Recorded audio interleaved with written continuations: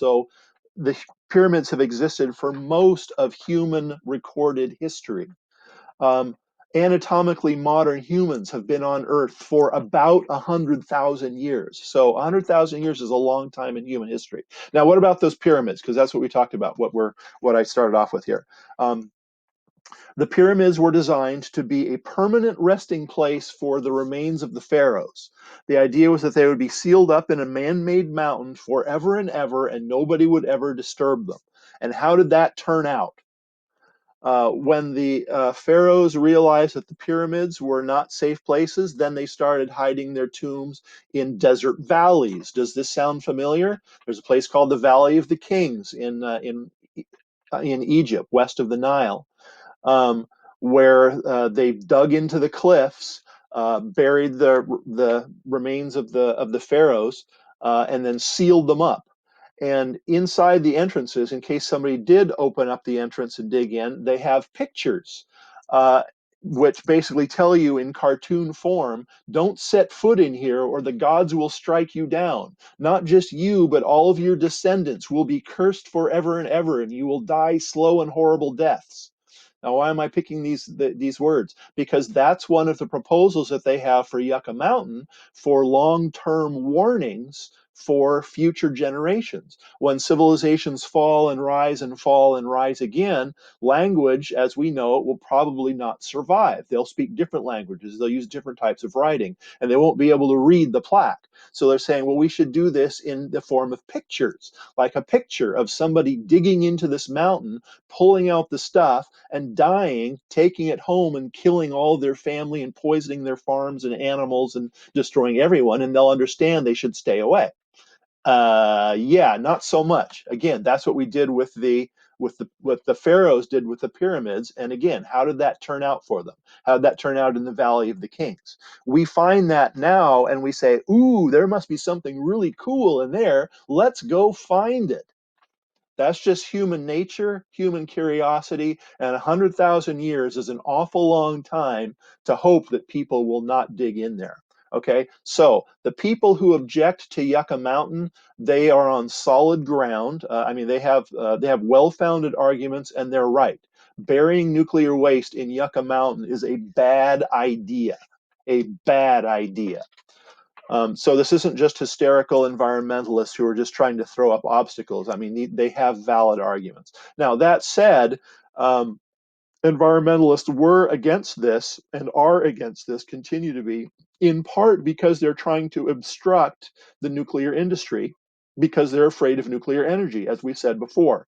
The thinking goes that if there is no safe place to store nuclear waste, then we will not build any more nuclear power plants because we don't have any place to store the nuclear waste. So if you obstruct the construction of Yucca Mountain, then that makes it much more difficult for people to build more nuclear power plants and there won't be nuclear energy. However, the nuclear waste exists and we do have to put it someplace. We can't store it in swimming pools for 100,000 years. That's a whole lot worse than Yucca Mountain. It's also not a good idea to have this stored in many sites all over the country because if there's domestic unrest or terrorists break in to steal this stuff, it's just a bad situation. We need to have some place to store the waste that exists now, and Yucca Mountain is not it. So what can we do with it? Okay, now all that is history and that is established. Now, what I'm telling you now is a proposal that has come up to that actually makes a whole lot of sense. Okay, um, the idea is to bury nuclear waste, high-level nuclear waste, the stuff that comes out of nuclear power plants, to bury it under the seafloor. Okay, so the idea is that you would use deep sea drilling technology like they do for drilling for oil to drill thousands of feet, 1,000 or 2,000 feet into the deep seabed, in the deep part of the ocean, and then bury the canisters in that deep seabed. Now, why does this seem like a good idea? Okay, the area they had talked about this was in the seafloor about halfway between Hawaii and Alaska. And as you can see from this map here, we're talking about an area of seafloor which is as big as the entire United States of America. This is a gigantic area. Now, what are the problems with Yucca Mountain? The problem is, one, it rains. Well, it doesn't rain under the ocean. The water's already there. Another problem with Yucca Mountain, there's groundwater. In other words, the rainwater seeps through and then starts flowing underground because you have underground rivers. The water is trying to flow downstream or downhill until it gets to the ocean. And sometimes it pops up into the ground as springs. Sometimes it flows underground completely all the way to the ocean. But the groundwater on land moves and it carries radioactive waste with it, and that's bad. But there is no groundwater movement under the seabed because you're as low as you can go. You're 10, 15,000 feet deep, and there is no downhill from there. So it's been shown that there is basically no groundwater movement under the seabed because it has no place to go.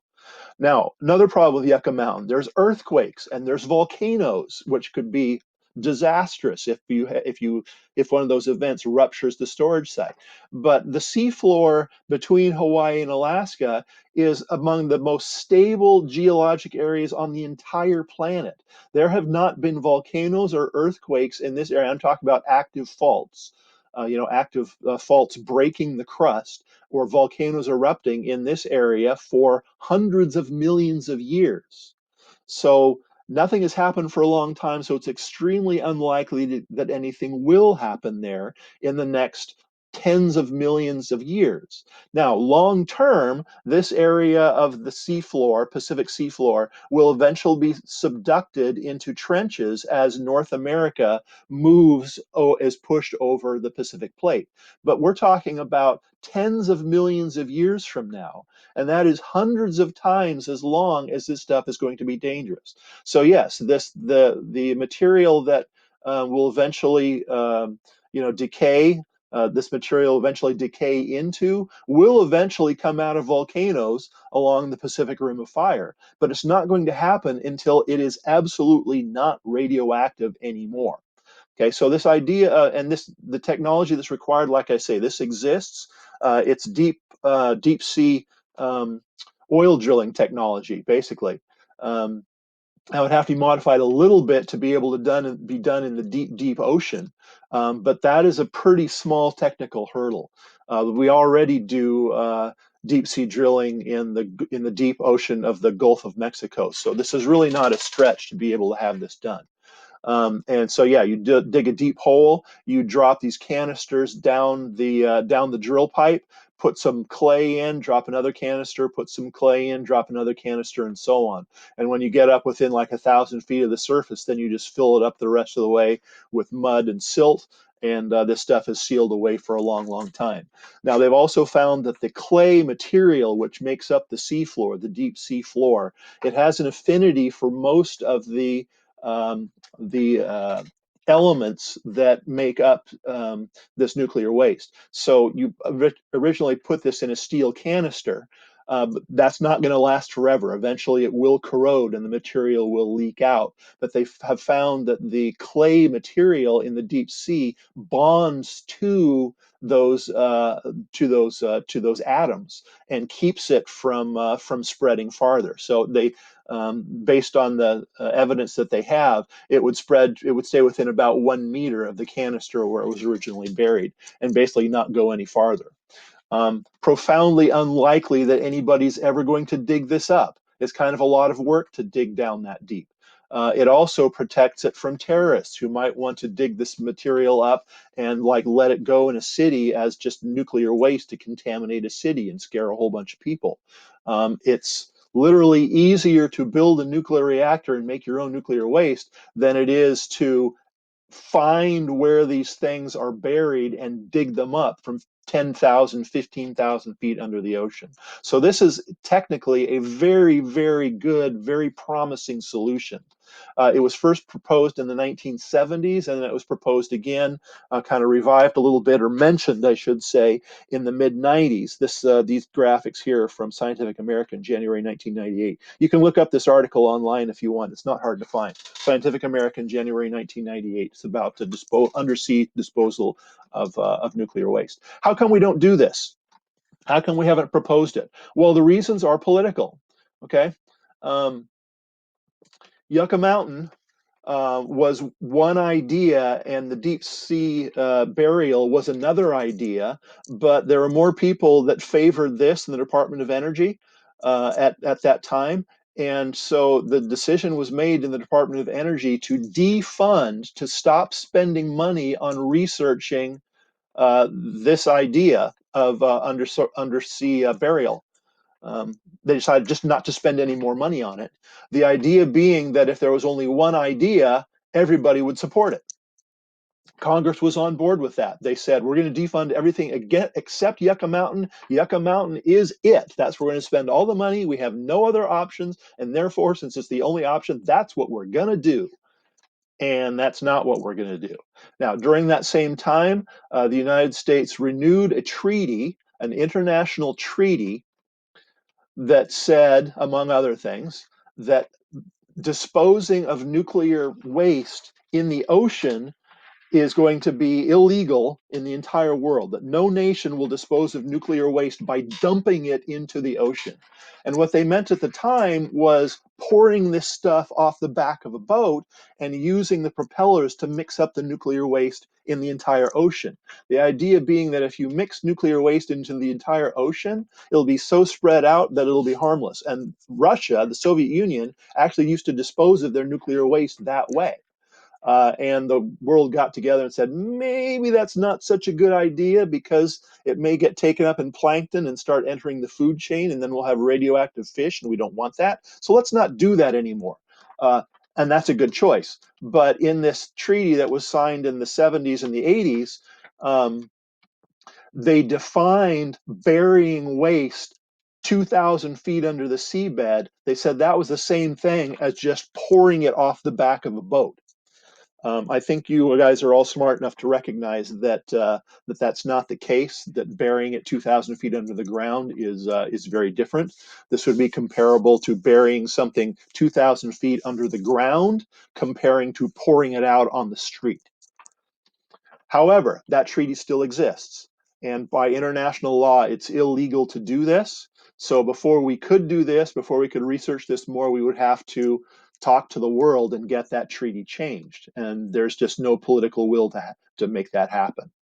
Okay, how dangerous is nuclear radiation long term? I'm going to give you the short answer. We don't know.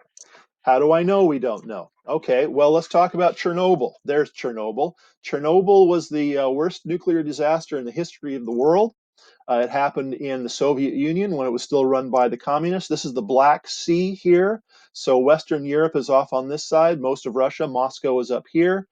This is the Baltic Sea. So Sweden and Norway and Finland are up here. Poland, Germany is just on the other side. France is over here. So I'm just trying to give you an idea of where it is. So it's in the present day Ukraine. It's near the right next to the northern border of present day Ukraine. But at the time of the accident, it was in Russia. What happened there? Well, the Soviets, the communists that ran Russia, the Soviet Union, they believed in the perfection of the communist system, and so did everybody else who lived in Russia, because if you didn't agree, they would send you to Siberia. I'm not exaggerating. And under communist doctrine, a nuclear reactor that was designed by communist engineers and run by communist operators would never fail because it's the perfect system and they would never make a mistake. And since there would never be a nuclear accident in a Soviet nuclear reactor, there was no need to put it in a containment building. So the Soviets built their nuclear reactors without putting them under a concrete dome, the way we do in the West and everywhere else in the world. This was basically like a school gymnasium with a nuclear reactor buried under the floor of the gymnasium. But if there's a problem with the reactor, it would just blow the roof off, and that's it.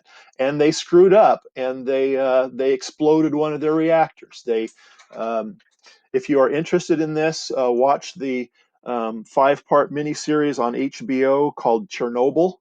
Um, Fascinating story. Kind of grim, but a very, very interesting story, and actually quite timely.